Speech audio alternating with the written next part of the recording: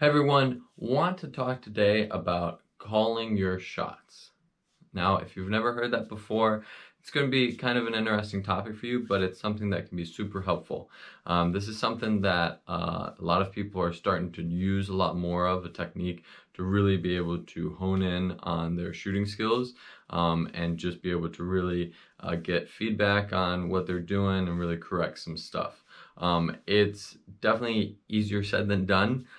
It is a little hard sometimes for people to understand the explanation, and then of course it takes a little bit of them to try to really understand what they're needing to do and things like that. But it's something that can really help you really correct some stuff you're doing, or just know, oh, I did something wrong, I need to fix that, and different things like that. So let's talk about what it is. So calling your shots is when we are talking about if we're shooting whatever it might be, and we either felt something of how we shot, maybe our grip, maybe our trigger pull, whatever it might be, or we saw something, how our sights looked or different things like that when we broke the shot, that told us, yeah, that wasn't maybe a good shot, or maybe that, hey, that was a good shot, that was a perfect shot.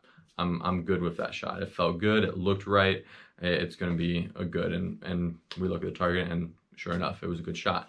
So it is coming off of that premise where we are feeling different things when we're shooting, we're seeing different things when we're shooting, and we are slowly trying to get to the point where we are seeing and understanding that certain things are going to feel correct, and there are going to be shown by correct, accurate shots, and certain things are not going to feel correct, or not going to be not going to look right, and they're going to be shown by not so great shots, right? So you're gripping your handgun, but you're not gripping maybe that well, or maybe that well with a support hand or something, and potentially then the recoil isn't going to be that good. So maybe you're seeing, you're feeling, hey, my shots, they're bouncing a decent amount, or maybe they're pulling one way or the other because of that grip's not right, or the trigger, or different things like that. Or just I'm focused on the target, but I see my sights and I broke that shot, and right before I broke the shot, my sights were slightly off, and I know, whatever it might be, whether it's a front sight, whether it's iron sights or it's a red dot, it kind of looked off, and I know it's going to be lower or something like that. So depending on what it is that we're really being able to slowly use, it can help us a lot, and it's an important thing that really a lot of people are starting to use a lot more and see. And at first it's going to be probably just you trying to slowly figure out, okay, did this feel right, did that feel wrong, or different things like that. And then also being able to understand, right before you pull that trigger, really break that shot, if the sights looked right and looked wrong. If I pull out the handy dandy training sights, right, you can understand that. If I have my irons and I'm, set up on my target, and my irons are moving around a little bit, and I'm doing it, and I'm trying to get that perfect shot.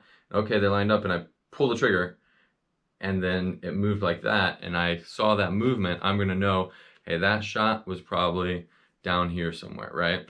Or the same way, if I'm taking multiple shots, and I'm shooting, and I'm shooting, and I'm shooting, and I have a recoil happen, and I break a shot up here because I didn't completely get it settled back down, I'm gonna know, hey, that shot's gonna probably be up higher, or different things like that, right? Just looking at the irons. The same, of course, with the red dot, right? Again, with the training sights, if we have a red dot, whatever red dot we might have, we're seeing the red dot maybe moving around back and forth, or different things like that, but we're gonna try to get it where it's supposed to be, centered, and then boom, we're gonna take the shot. Stay pretty center, we're gonna know, hey, that looked and felt and whatnot like a good shot. If instead, we're moving and the same thing, right before the shot happens, bang, we're gonna know, hey, that shot's gonna be lower, and things like that.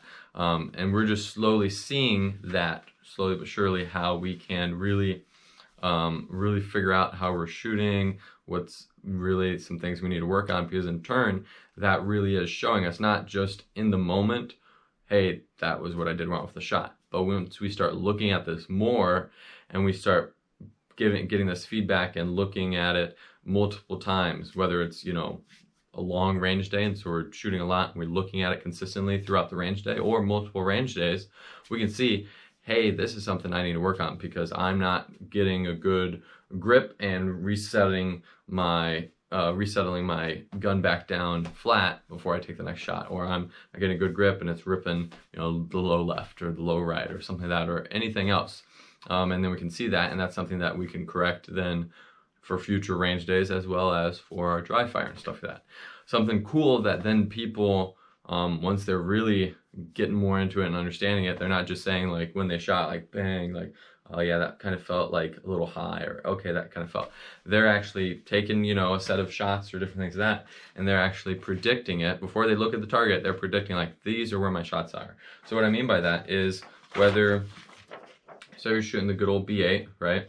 Or say you're shooting our little silhouette here, right? IPSC, IDPA, USPSA silhouette. What they're doing is they're taking, say, a little roll of pasters, right? And they're going and they're saying, all right, I took 5 shots. This is where I think my 5 shots were. So my first shot, pretty good right there.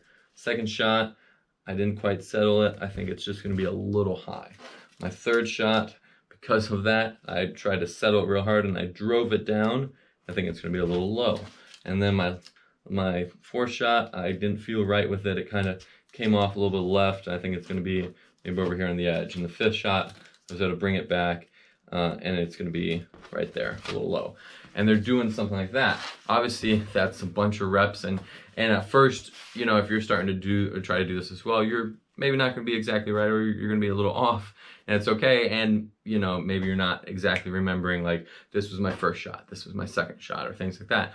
But you're gonna remember somewhat throughout it, or see the sights, how you felt and whatnot. Like, this is where I'm shooting, I thought I shot there, different things like that, and then putting it on there. And then once you do that, walk up to the target, no cheating beforehand, don't look at the target beforehand, and walk up, and then you kind of compare. You're like, okay, that's the target I shot, this is what I was predicting, and see how close you were and whatnot. And that is you being able to continue, really get feedback for yourself, but really critique yourself and see, you know, what it is that I'm shooting incorrectly or what I'm shooting correctly by the different ways I'm being able to see it, and then be able to improve our shooting. So guys, this is something that, like I said, it takes a little bit to understand. The explanation can be a little difficult, but it definitely is easier said than done.